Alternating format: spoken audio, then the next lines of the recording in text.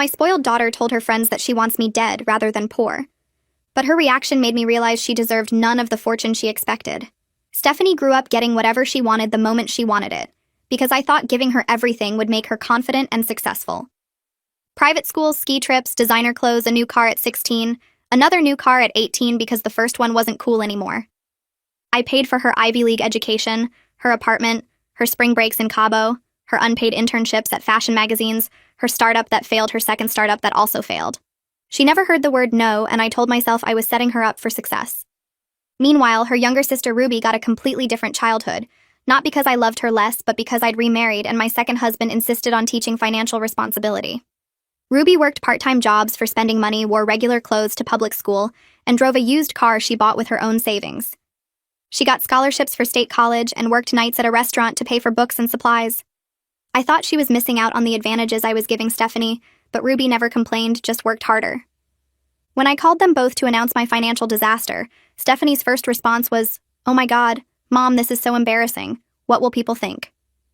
Ruby immediately asked if I was okay and how she could help. I told them I'd invested my retirement savings in a friend's business that turned out to be a scam, and I'd lost everything, including the house. Stephanie said, "Well, you can't stay with me. I only have a one-bedroom, and Brad wouldn't be comfortable with that." Brad was her boyfriend of 3 months who practically lived in the apartment I was still paying for. Ruby said she'd convert her home office into a bedroom for me immediately. Over the next few weeks, the differences became even more extreme. Stephanie called to complain about how my situation was affecting her. Her friends were asking questions, and it was humiliating. She actually asked me to tell people I was traveling instead of bankrupt, because it sounded better. She said she couldn't help financially because she had her lifestyle to maintain, but maybe Ruby could get a second job to support me since she was used to working anyway.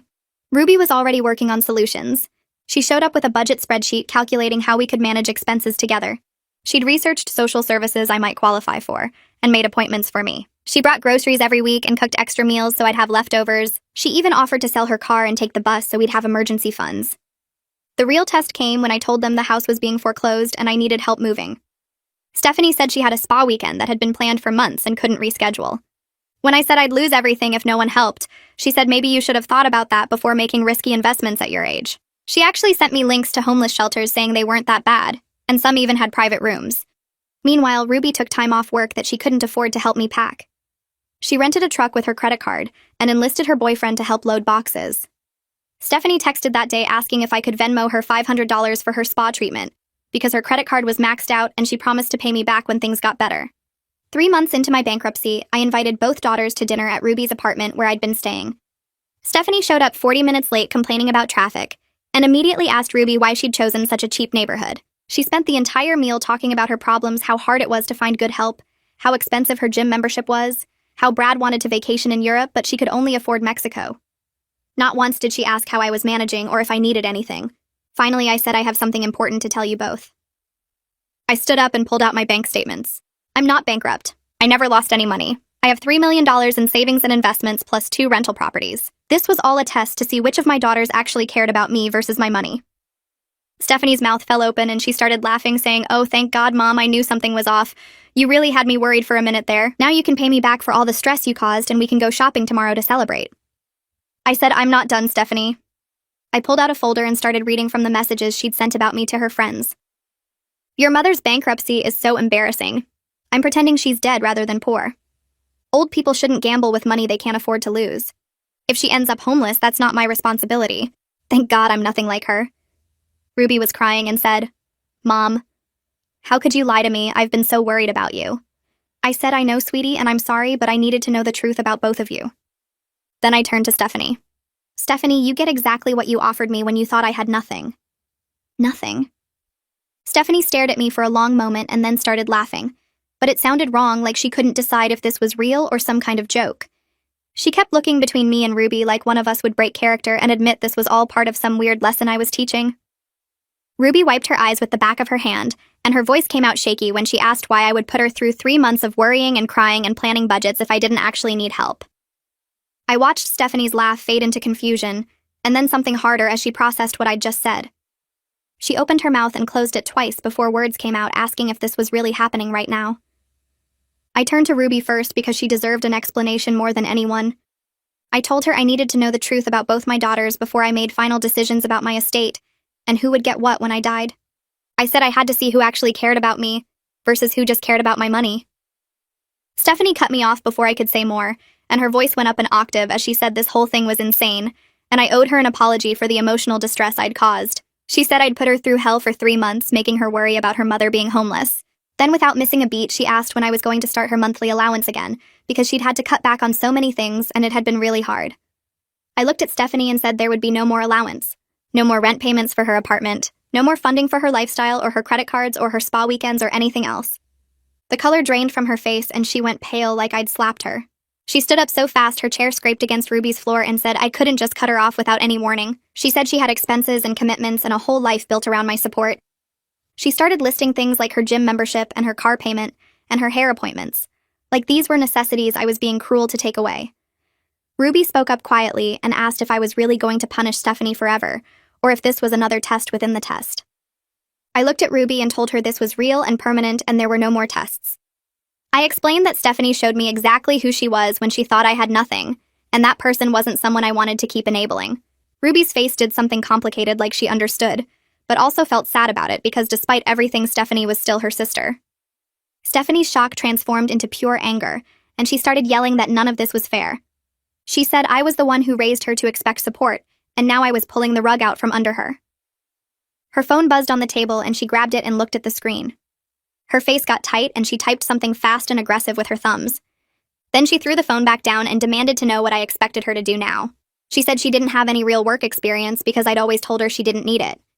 She said I'd set her up to fail, and now I was abandoning her. I reached into my purse and pulled out an envelope I'd prepared before coming here. I handed it to Stephanie and told her it contained a check for $5,000.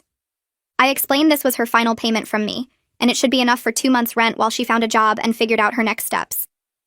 Stephanie ripped open the envelope and pulled out the check and stared at it like I'd handed her Monopoly money.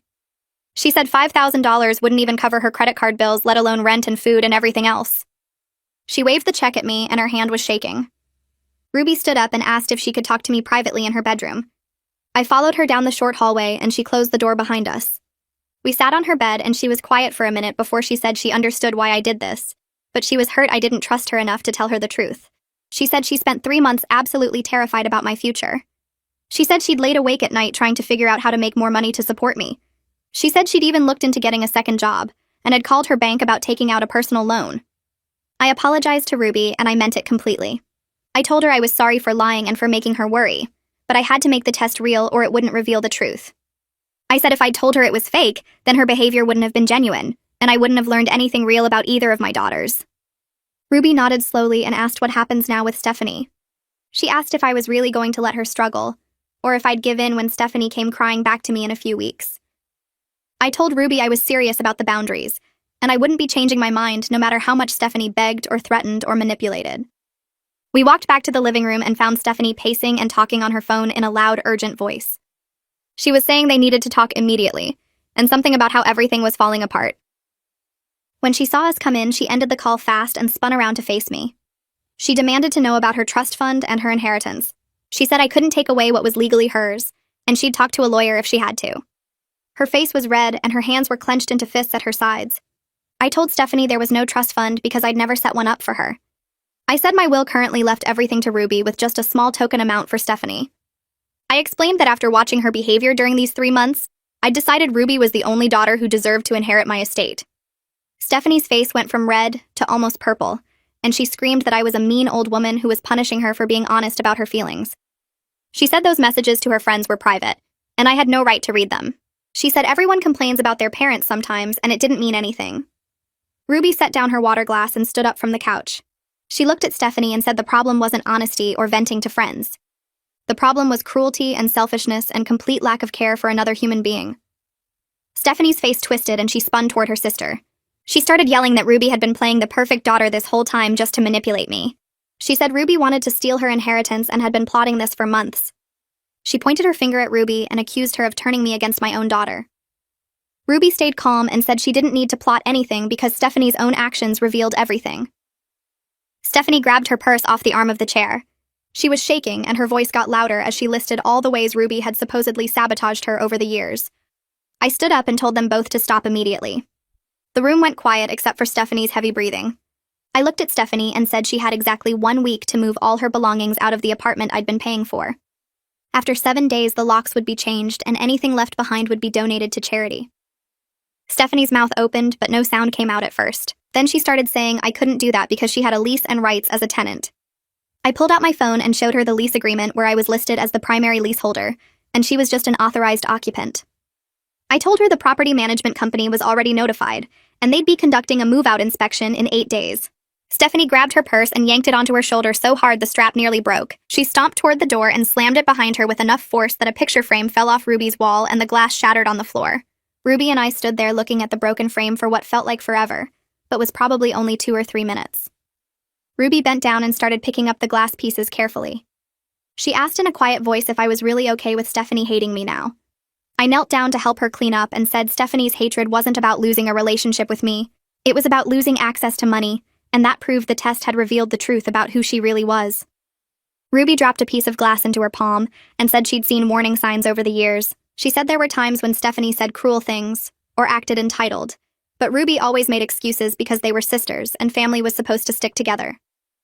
I told Ruby that family doesn't mean accepting abuse or enabling destructive behavior. We threw away the broken glass and Ruby got out her phone to order a new frame online.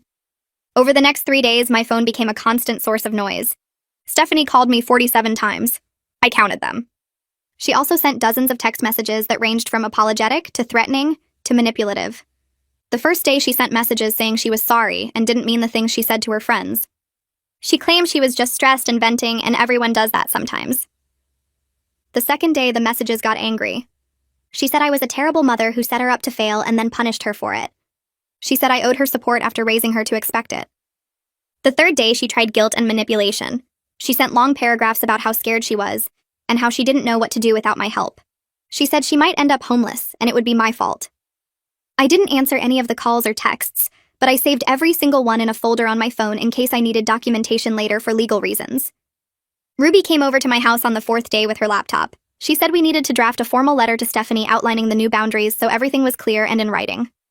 We sat at my kitchen table and Ruby opened a document. She typed while I talked through what needed to be included. No financial support of any kind. No co-signing loans or credit cards. No emergency bailouts or last-minute money for rent or bills. No using my name or credit for anything. We made the language very clear and specific so there couldn't be any confusion or loopholes. Ruby printed 3 copies on professional letterhead. We drove to the post office together and sent 1 copy to Stephanie via certified mail with return receipt so there would be legal proof she received it. I kept 1 copy for my records and gave the 3rd copy to my lawyer. That night, I was back at Ruby's apartment having dinner when someone started pounding on the door at 11 o'clock. Ruby looked through the peephole and turned back to me with wide eyes. She whispered that it was Stephanie and she looked drunk. I could hear Stephanie's voice through the door begging to talk to me. She was crying and her words were slurred. Ruby pulled out her phone and called me even though I was standing right there. She put it on speaker so I could respond. I told Ruby to ask Stephanie to leave peacefully, and if she refused to call the police. Ruby opened the door just a crack with the chain still on. She told Stephanie she needed to go home and we could talk another time when everyone was calm. Stephanie tried to push the door open but the chain held. She started yelling that I was inside and she knew it, and she just wanted 5 minutes to explain. Ruby closed the door and locked the deadbolt. She called the police non-emergency line and explained the situation. 2 officers arrived within 15 minutes.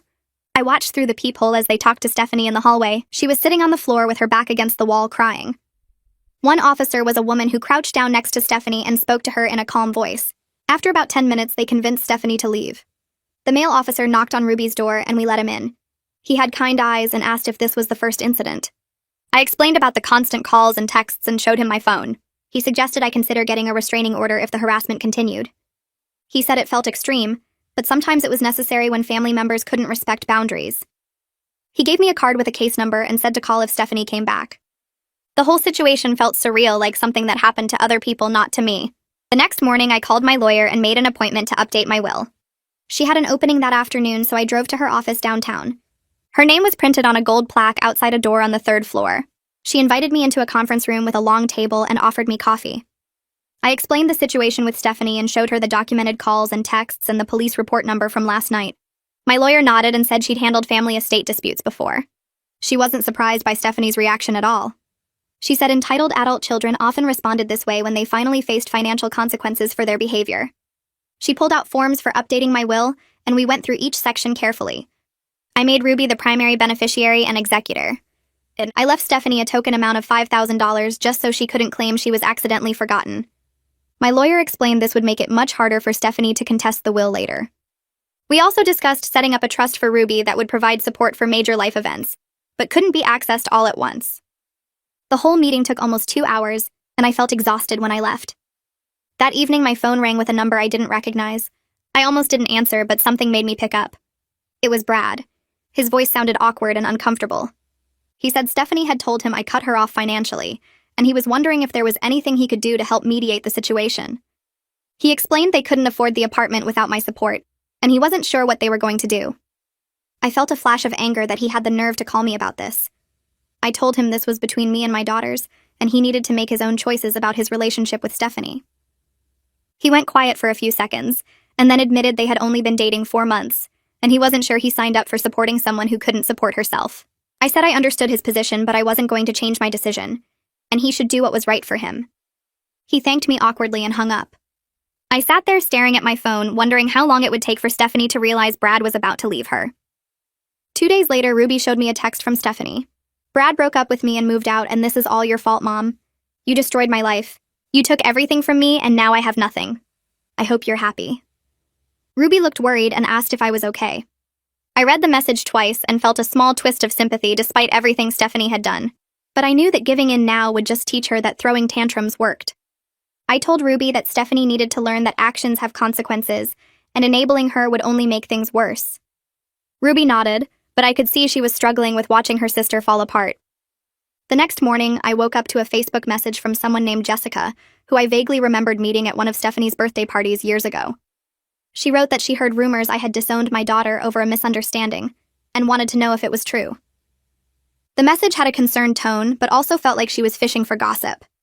I didn't respond, but I had a sinking feeling about where this was coming from. I called Ruby and asked if she had seen anything on social media. She said no, but she would check. 20 minutes later, Ruby called back sounding upset. She had found a post from Stephanie on her public Facebook page. The post said I was abusive and withholding her inheritance illegally. It claimed I had always favored Ruby, and now I was punishing Stephanie for speaking her mind.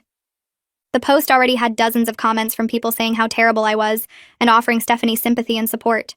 None of these people knew the real story about the test or the messages Stephanie had sent about wanting me dead, rather than poor. Ruby asked what I wanted to do about it. I told her I needed to call my lawyer. My lawyer answered on the third ring, and I explained the situation about Stephanie's social media posts. She listened carefully, and then told me to document everything, but not engage publicly. She said that Stephanie's false story could actually help my case if she ever tried to contest the will, because it showed a pattern of manipulation and dishonesty. I spent the next hour taking screenshots of every post and comment, and saving them in a folder on my computer. I also went through my phone and took screenshots of all the text messages Stephanie had sent over the past few weeks. My lawyer said to keep a detailed record with dates and times in case we needed it later. 3 weeks passed, and I started to feel like maybe things were settling down. Then I got an email from Stephanie's apartment landlord asking about next month's rent. He said the payment was due in 5 days, and he hadn't received it yet. I wrote back explaining that I was no longer responsible for the lease and providing 30 days' notice as required by the rental agreement. I attached a copy of the lease showing I was listed as a guarantor, but had the right to cancel with proper notice. Then I forwarded the entire email chain to Stephanie so she couldn't claim she didn't know. I felt bad about it for maybe 10 minutes and then reminded myself that she was 28 years old and perfectly capable of figuring out how to pay rent. The next day, I received a long email from Stephanie. The subject line said we need to talk. The email claimed she had been applying for jobs every single day, but nobody would hire her because she didn't have recent work experience. She said it was my fault for not preparing her for the real world, and I had set her up to fail by giving her everything and then taking it all away. She wrote that I was a terrible mother who damaged her, and now she was suffering because of my mistakes. The email went on for 3 pages listing all the ways I had failed her and destroyed her future. I read it twice and felt my anger building with each paragraph.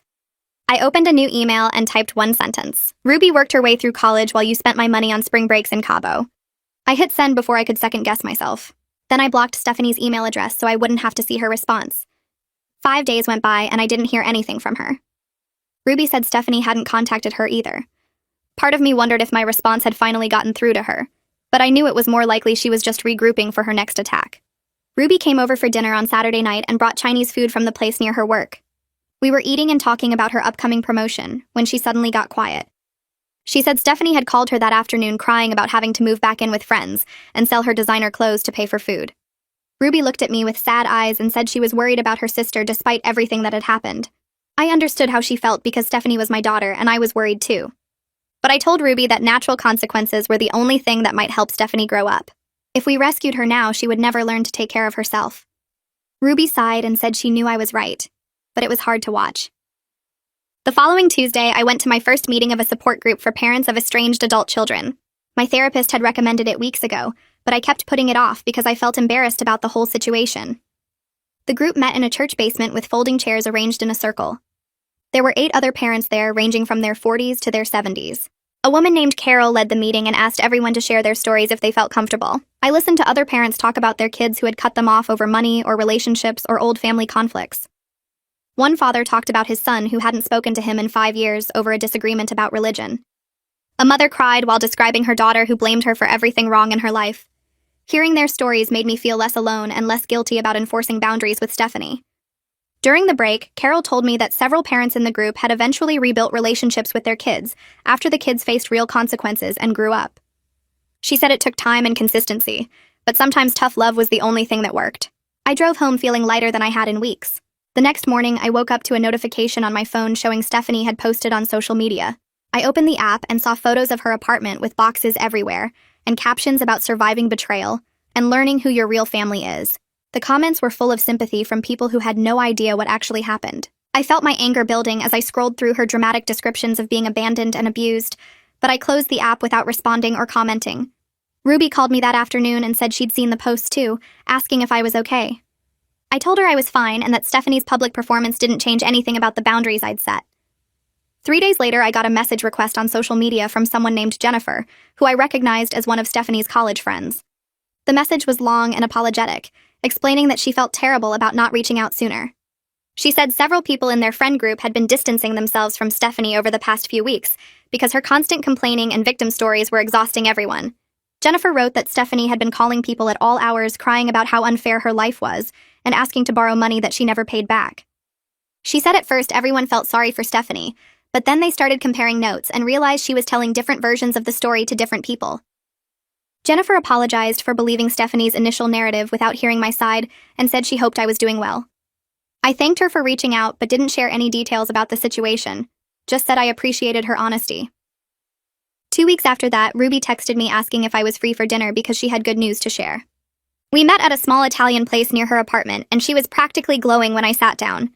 She told me she'd been promoted to assistant manager at the restaurant with a significant raise and more responsibility. I hugged her and told her how proud I was, and we ordered wine to celebrate.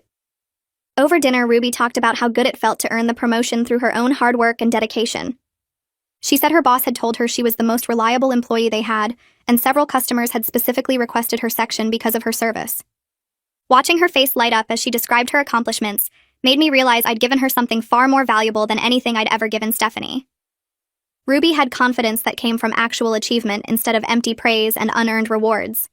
She had skills and work ethic that would carry her through life regardless of what happened with money or family. I felt a wave of gratitude that my second husband had insisted on teaching her financial responsibility, even when I thought it was too harsh.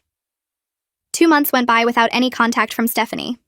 I attended my support group meetings and focused on rebuilding my relationship with Ruby. Then one Tuesday, I found an envelope in my mailbox with no return address and handwriting I recognized as Stephanie's. My hands shook as I opened it and pulled out a single sheet of notebook paper. The note was short and written in blue pen. She said she'd gotten a job as a receptionist at a dental office and found a roommate situation she could afford with 2 other girls. She wrote that she was still angry about everything that happened and wasn't ready to talk yet, but she wanted me to know she was surviving. The letter had no greeting or closing, just the basic information and a date from the previous week. I read it 3 times trying to figure out how I felt about it. Part of me was relieved she'd found work and housing on her own. Another part was hurt by the coldness of the message and the continued anger. I brought the letter to my next therapy appointment and showed it to my therapist. She read it carefully and said it was actually a positive sign that Stephanie was taking steps toward independence, even if she was still processing her feelings.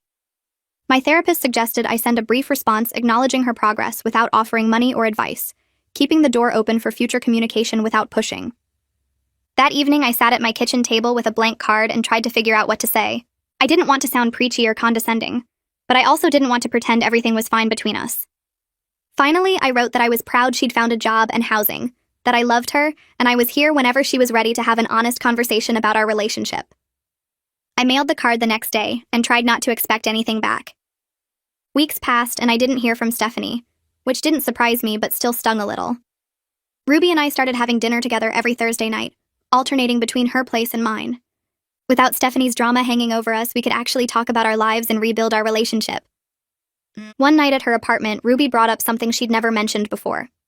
She said it was really hard growing up watching Stephanie get everything she wanted while being told she needed to learn responsibility and earn things herself. I put down my fork and listened as she explained how she used to wonder what was wrong with her, that I treated them so differently. Ruby said she knew logically that her stepfather influenced how I raised her, but emotionally she always felt like she wasn't good enough or lovable enough to deserve the same treatment as her sister. Her voice cracked as she talked about watching Stephanie get a new car while she saved for months to buy her used one. I felt tears running down my face as I listened to how much pain I'd caused her.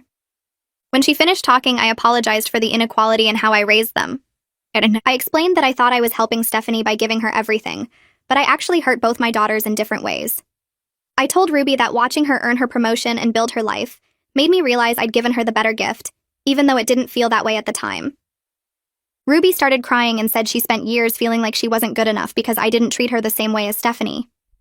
We sat there crying together, and I held her hand while apologizing over and over for making her feel less than.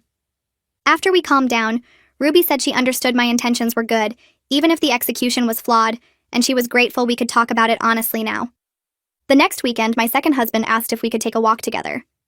We went to the park near our house and walked the loop trail while he told me he was proud of how I'd handled the situation with Stephanie, even though it was painful.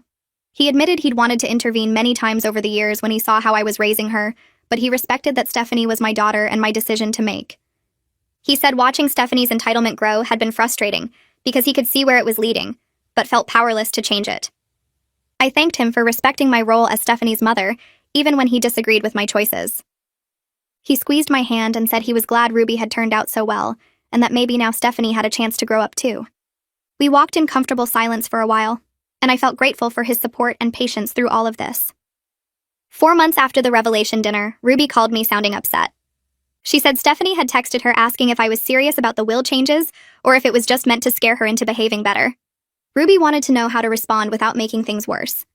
I told her to be honest and direct, that Stephanie needed to understand her choices had real consequences that weren't going away. Ruby texted back telling Stephanie that I was completely serious about the will, and she needed to accept that her actions during the fake bankruptcy showed her true priorities. Stephanie didn't respond to Ruby's message, and Ruby said she felt relieved to finally be honest with her sister, instead of trying to protect her feelings. Stephanie's reply came through Ruby's phone 2 hours later, and Ruby showed me the screen with her hand shaking.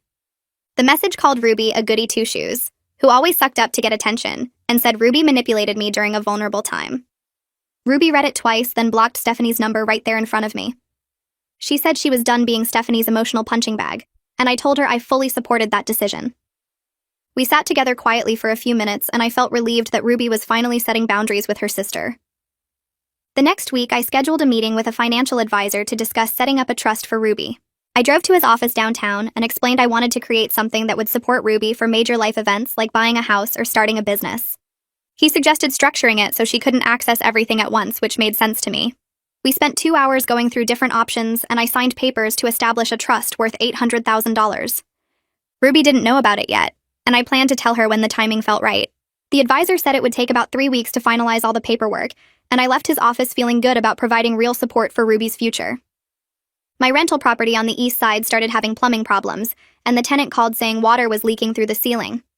I drove over to inspect the damage and found mold growing behind the bathroom wall.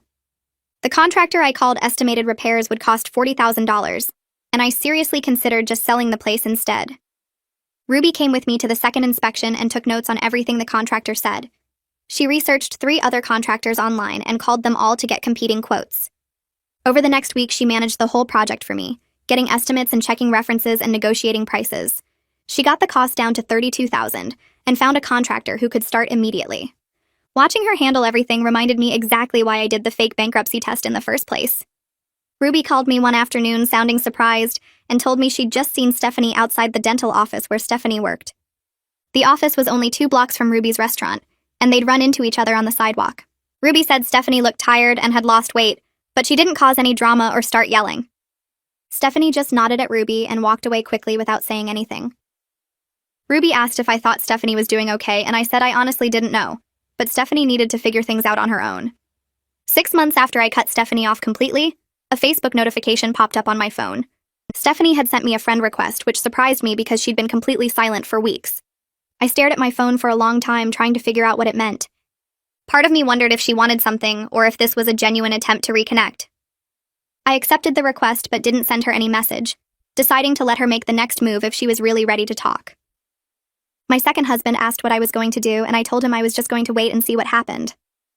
A few days later, Stephanie posted photos from a weekend camping trip with some friends I didn't recognize. She looked genuinely happy in the pictures, wearing regular jeans and a plain t-shirt without any designer labels. The photos showed her roasting marshmallows and hiking on a trail and sitting around a campfire. I scrolled through her recent posts and noticed she wasn't complaining about anything or posting victim narratives anymore.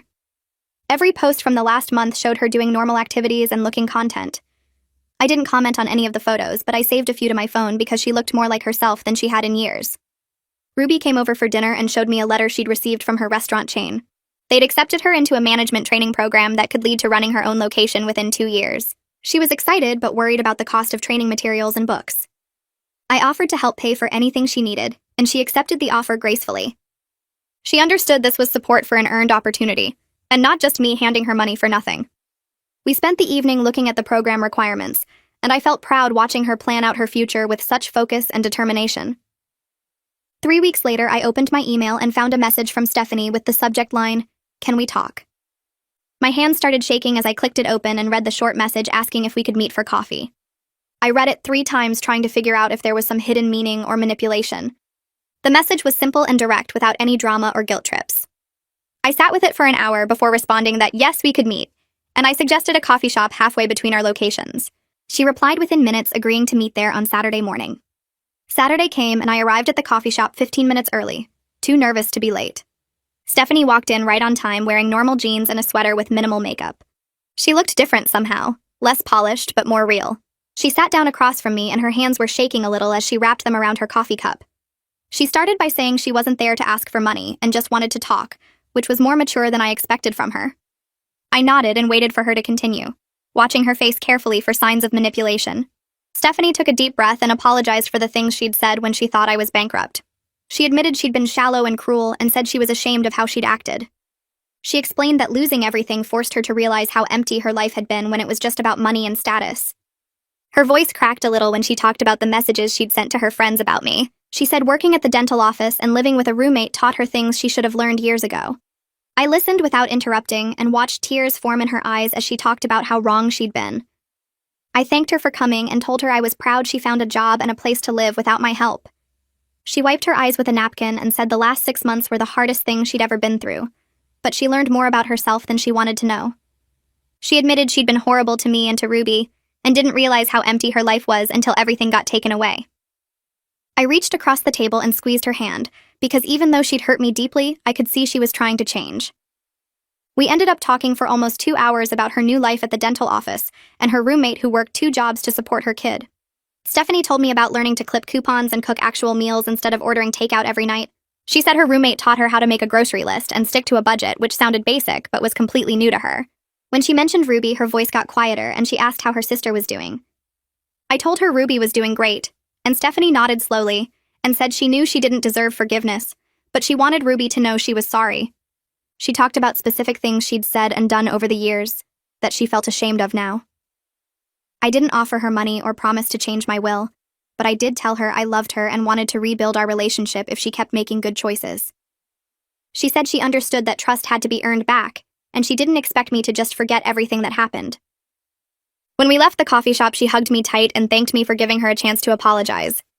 I drove home feeling cautiously hopeful, but also aware that one conversation didn't erase years of entitled behavior. I called Ruby that evening to tell her about the meeting. She listened quietly while I described Stephanie's apology and the changes she seemed to be making. Ruby said she was glad Stephanie was doing better, but she needed more time before she could think about reconnecting with her sister. I told her I completely understood and would never pressure her to forgive Stephanie before she was ready. Ruby admitted she'd been angry at Stephanie for so long that she didn't know if they could ever have a real relationship. I reminded her that she didn't have to decide anything right now and could take all the time she needed. We talked about her restaurant job and the management program she was starting next month. She sounded excited about learning the business side of running a restaurant and said her boss thought she had real potential. Before we hung up, she asked me to let her know if Stephanie kept improving or if it turned out to be an act. I promised I would and told her how proud I was of the person she'd become. Stephanie and I started meeting for coffee every few weeks after that first conversation. She told me about her coworkers at the dental office and how weird it felt to actually earn a paycheck instead of just spending money I gave her. She described learning to cook simple meals and feeling proud when she made it through a whole week on her grocery budget. One time she showed me a recipe she'd found online for cheap chicken dinners and said her roommate's daughter loved it. She talked about taking the bus to work and how different her life looked compared to a year ago. The changes weren't dramatic or perfect, but they seemed real and steady. She stopped complaining about not having designer clothes or expensive vacations.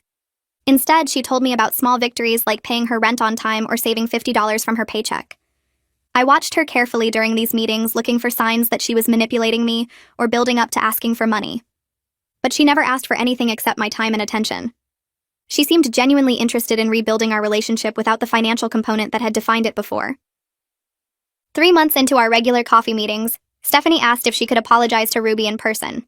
I told her that decision was between her and her sister, but I would let Ruby know she wanted to talk. Ruby took a week to think about it before agreeing to meet for lunch with me there as a buffer.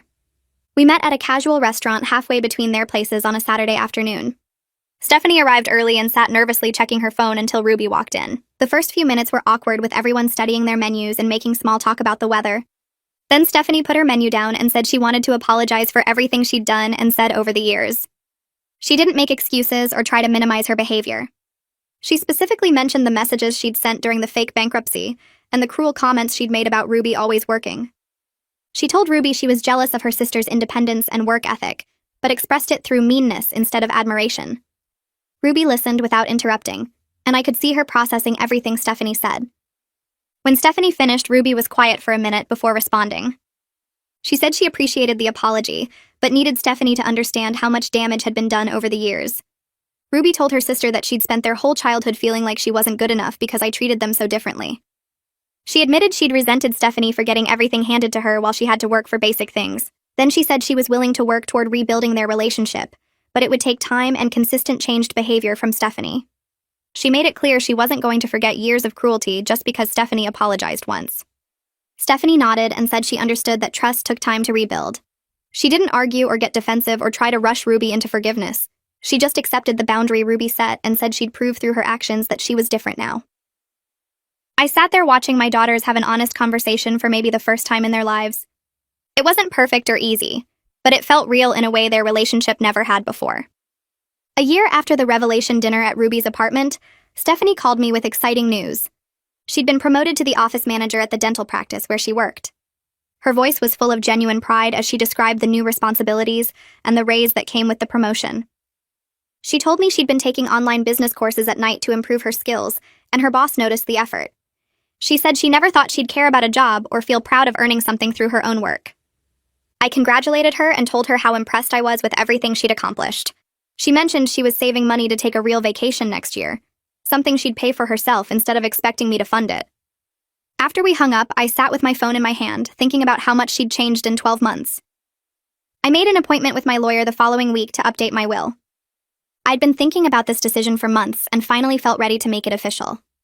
I told my lawyer I wanted to leave Stephanie a modest inheritance, significantly less than Ruby would receive, but enough to show I believed in her growth. My lawyer suggested structuring it so Stephanie would only receive the money if she maintained employment and financial independence for 5 consecutive years after my death. That way, if she fell back into old patterns, she wouldn't get the inheritance, but if she continued growing, she'd be rewarded for her effort.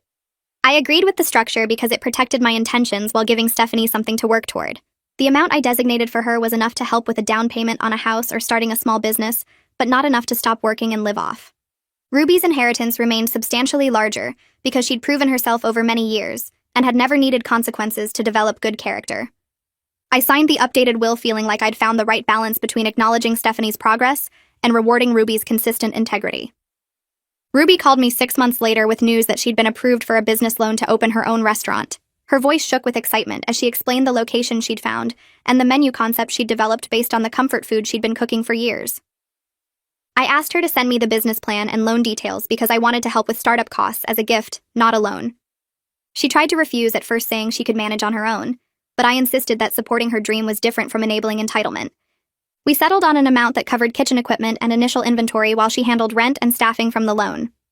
The next 4 months flew by as Ruby transformed an empty space into a cozy neighborhood restaurant. I helped paint walls and assemble furniture alongside her boyfriend and a few friends she'd hired as staff. Stephanie texted Ruby asking about the opening date and whether she could help with anything, which surprised both of us. Ruby cautiously invited her to the soft opening, and Stephanie showed up on time carrying a huge bouquet of flowers and a card congratulating her sister. She didn't ask for special treatment or complain about the location or make the moment about herself. Instead, she helped set tables and chatted with customers and genuinely celebrated Ruby's accomplishment without any trace of jealousy or resentment. I stood near the kitchen watching my daughters work together for the first time in years. They laughed about a mishap with a food order, and Stephanie complimented Ruby's cooking with real admiration in her voice. The moment felt fragile, like something that could shatter if I breathed too hard, but it was real in a way their relationship had never been before. They weren't playing roles or competing for my attention or measuring themselves against each other. They were just two sisters supporting each other because they wanted to, not because they had to. After the dinner rush died down, Stephanie pulled me aside near the back hallway. She said she needed to tell me something, and her hands twisted nervously around her purse strap. I braced myself for a request for money or a complaint, but instead she thanked me for doing the test, even though it was brutal and humiliating. She admitted she'd been becoming someone she didn't like and didn't know how to stop until I forced her to face reality. She mentioned she'd been dating someone new for 3 months who worked in construction and didn't care about designer labels or expensive restaurants.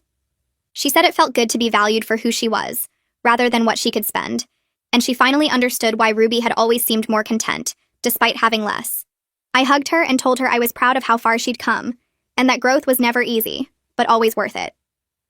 2 years after the revelation dinner at Ruby's apartment, both my daughters were thriving in ways that felt authentic and earned, rather than handed to them. Ruby's restaurant had become a neighborhood favorite with a waiting list on weekends, and she'd hired 3 additional staff members. Stephanie managed the dental office where she worked and was finishing her business degree online, taking classes at night after long shifts. We started having Sunday dinners together every month, rotating between Ruby's restaurant when it was closed and my house, and occasionally Stephanie's modest apartment. The conversations flowed easily with laughter and genuine interest in each other's lives, rather than the tense silences and competitive updates from before. Ruby shared stories about difficult customers and new menu items, while Stephanie talked about her classes and her boyfriend's construction projects. I watched them tease each other affectionately and offer advice without judgment, and make plans to see each other outside our monthly dinners. The relationships we'd built felt real and solid, based on honesty and genuine care, rather than money and obligation. I finally had what I'd always wanted, which was 2 daughters who knew how to stand on their own feet, and who chose to stay in my life because they loved me, not because they needed my bank account.